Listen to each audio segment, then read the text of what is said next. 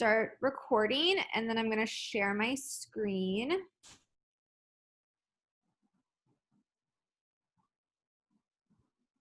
Alrighty. Okay, so as of this morning, this is our new website that you all will see once you log in. And so I'm just going to kind of take you around the different parts of the website so that you know where everything is. So here on the left-hand side, you're going to see that this is our search bar. So you can type in topics that you want to teach.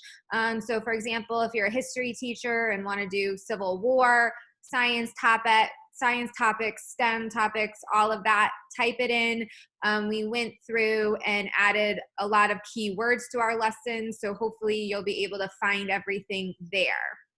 The other item that we just added, which is our new style of lesson, is going to be these Rozzy power-ups. And in a minute, I'll take you into them to show you what those look like. But they're essentially a Google slide embedded lesson. So many teachers are, especially if you're virtual, are looking for things that are like 100% in Google or in a system. And so we've created these lessons. We'll be releasing these weekly. So every week you'll get an email from me listing what the new power-ups are for that week. And these are awesome for brain breaks, morning work, independent work, and they also may align to topics that you happen to be teaching that week. But if they don't, they're really great for all of that other enrichment time. And again, I will show you those in a minute. The other new view here is this left-hand side filter bar. So you can now obviously look at the different grade levels, which you've been able to do before. And then you can also search by topic area. So for STEM, it's broken out into the careers. So this is how it was before. So those same career and popular topic sections are the same as they were on the other view of the website. For science, everything's broken into earth, life, and physical. And then you can look into these more refined sections under those topic areas. Social studies, we have everything under the sun here. We just added a ton of ancient history, US geography lessons there. And then we also have math and ELA. And then we have a popular lesson topic. So for instance, like back to school, holidays, things like that. The new filtering ability that you have now is we've added lesson length, lesson type, and if supplies are needed or not. So I will show you what these different lesson styles look like. If you have logged into Rozzy before, the 30 to 60 minute lessons are the typical hands-on lessons that have always been on Rozzy. Most of the multi-day lessons are going to be in science. So the other subject areas don't have a ton of multi-day. The new lessons are the 10 to 20 minute lessons. So these are 100% virtual. So all 10 to 20 minute lessons can be done virtually. So those are going to be the power-up lessons or our other style of lessons that we've added. And then you can also filter by type of lesson. So this will be really nice for everyone that's going virtual because you can look at remote friendly lessons. You can even look at lessons we suggest for homework. And then if you do want to try some building and art and design and experiments, even if you're virtual, then you have that option as well. And when I get to showing you the lessons, I will tell you how teachers are adapting our hands-on lessons for an at-home and socially distanced environment.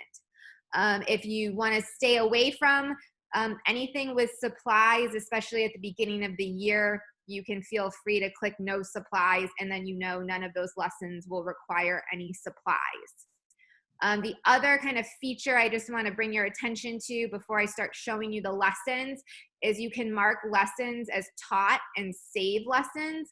So I highly recommend over the next couple of weeks looking through the lessons, and you can save them. And then that way, when you get to the time where you want to do the lesson, you can go into the show saved and look at them. And then you can also view your taught lessons.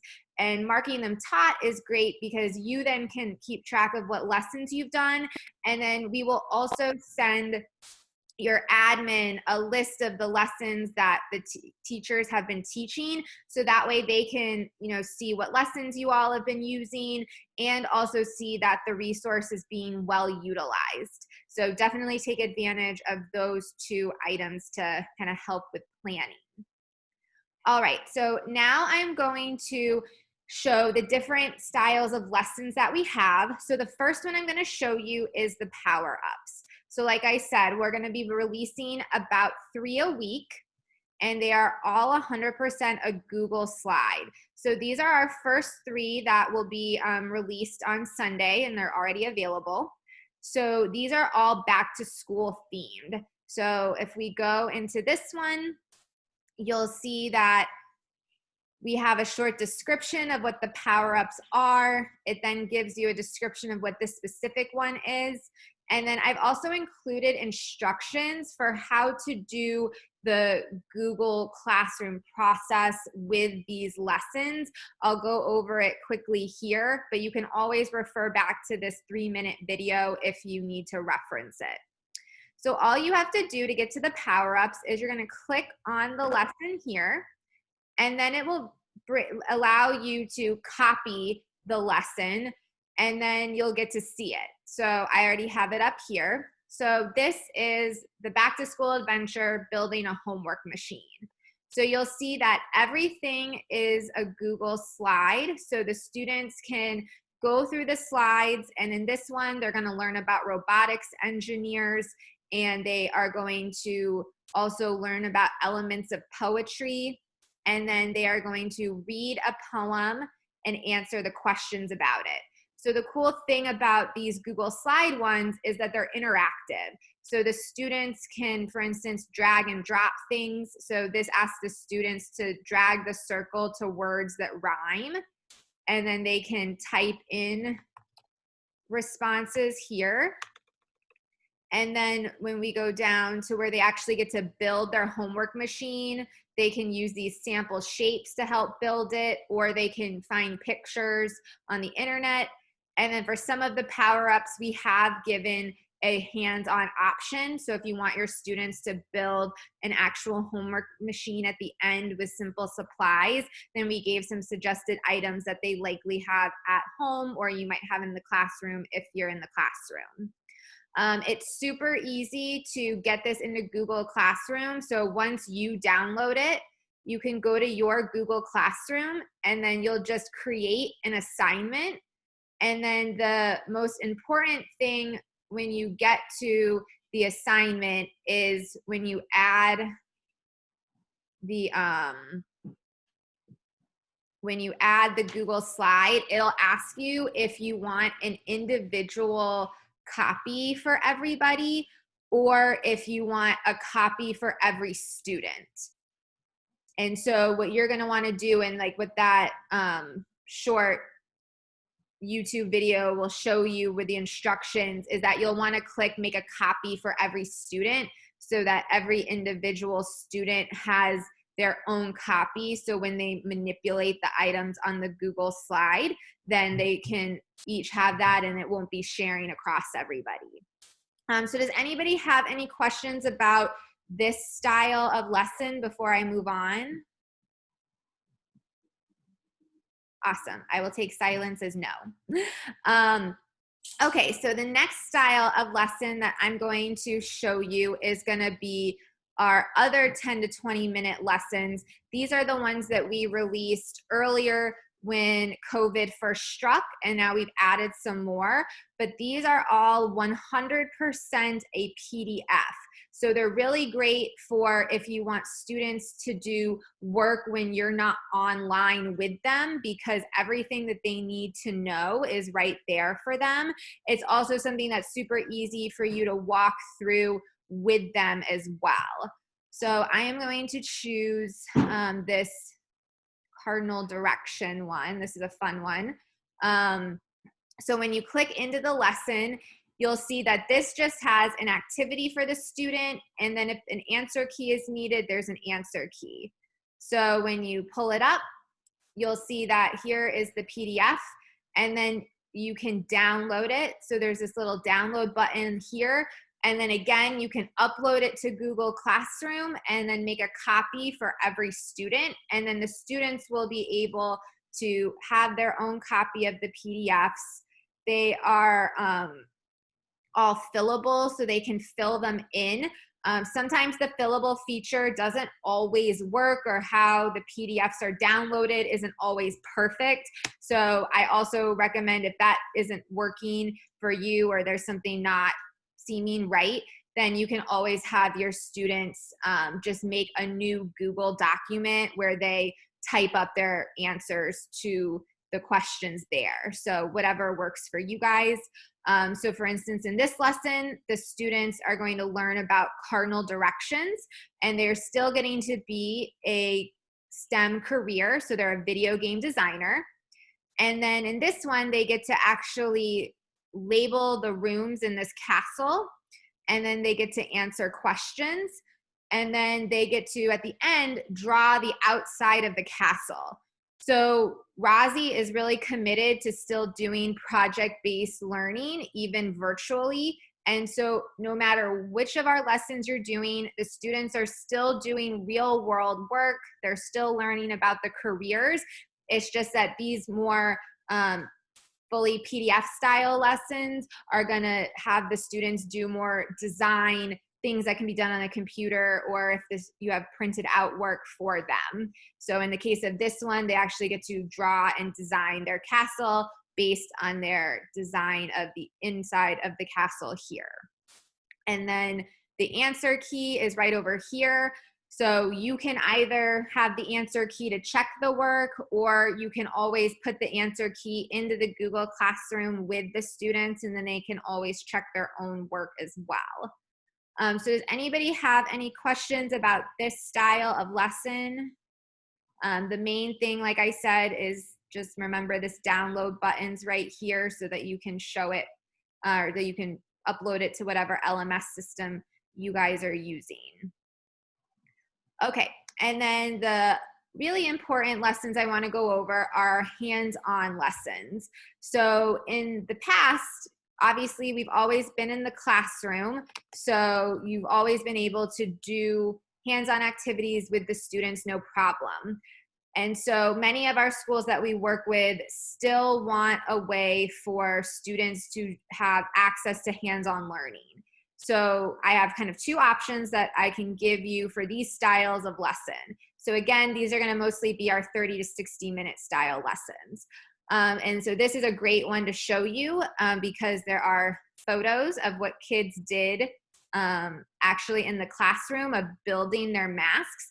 And as you can see, these are all really simple items that the kids probably have at home. So it's totally doable for the students to do most of our lessons still at home and give them some time off of the screen. So I'm just going to take you into this lesson. So when you go into the lesson, you have our lesson plan.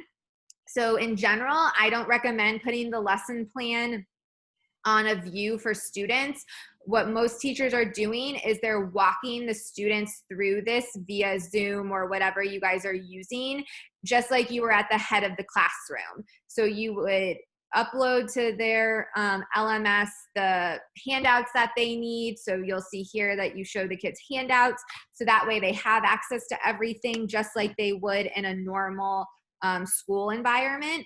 But then you're just walking them through like I am now. So this one goes over the background of safety masks and hazmat trainers. And then the students will be given different locations that they need to make a mask for. And then you get to the part where the students are going to create a mask. So one option for this style of lesson is you could just have the students design the mask rather than build it. So what a lot of teachers have said they're doing is they're having the students do a more in-depth design where they do a lot more labeling, they explain their thought process more. So even though they didn't get that opportunity to build a 3D model, they really had to think about their mask. So that's one option. The other option is, like I said, you can have the students build almost all of the things in our lessons with really simple items.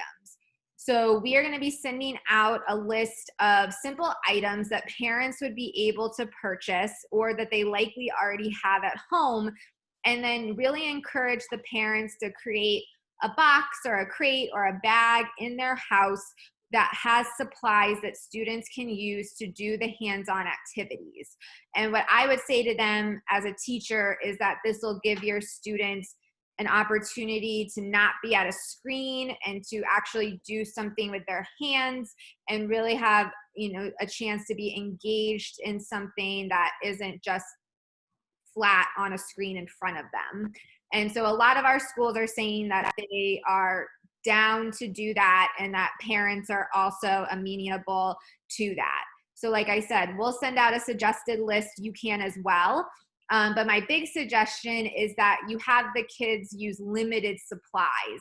So you could tell the students that they only can use 3 different types of materials, like construction paper, tape, and plastic bottles to make their masks or something like that.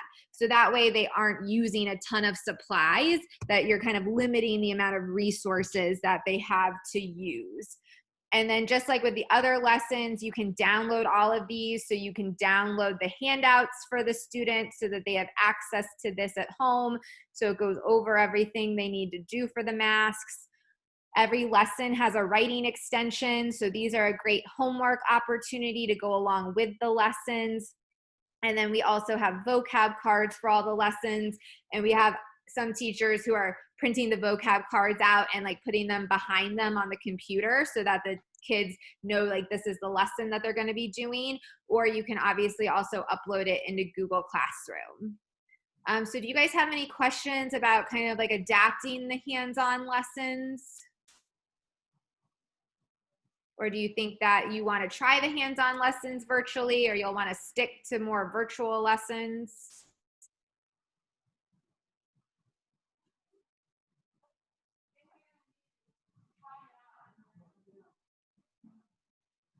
Oh, I can't hear you if you are talking to me. Otherwise, I can keep going. So I think they're going to try it, and then they'll get a sense of what works best. Awesome. Yeah. So definitely give all of them a try. Like I said, the easiest ones to start with will probably be the power-ups and those remote friendly ones. But then if you get comfortable and confident, feel free to try the other version. And then the other item that's going to be coming is at the top. We will have a list of all of our lessons. So, oh, this signed me out. So we will have a list of every lesson that we have in the different categories so that you'll be able to easily click on them so that they'll go right to the lesson for you. And so that will be here at the top so that you guys can easily plan the lessons out and see what we have. And then I will also be, like I said, adding some more how-to. So how to put our lessons into Google Classroom. You have the one for the Google Slide lessons. And then as we hear from other teachers and clients what everyone is doing, we'll keep you all updated on any tips and tricks that we learn. So that way everyone can kind of have a thought, knowledge community and spread all the good practices that everyone's learning about during this unusual time. So does anybody have any questions about anything? No questions. Awesome. Well, what I will do is I will send you all this recorded webinar link so that all the teachers have this. And then I will also send out the login information. So if you haven't had a chance to log in, you can log in and start going through the site. And then if you have any questions, once you start looking around, just let me know. But otherwise, that's it. All that I have. So I try to keep these short so I know it's a Friday so you guys can get to your weekend. But yeah, Melanie, if anyone has any questions, just keep us updated. Great. Thank you very much. Thanks, everybody. Thank you.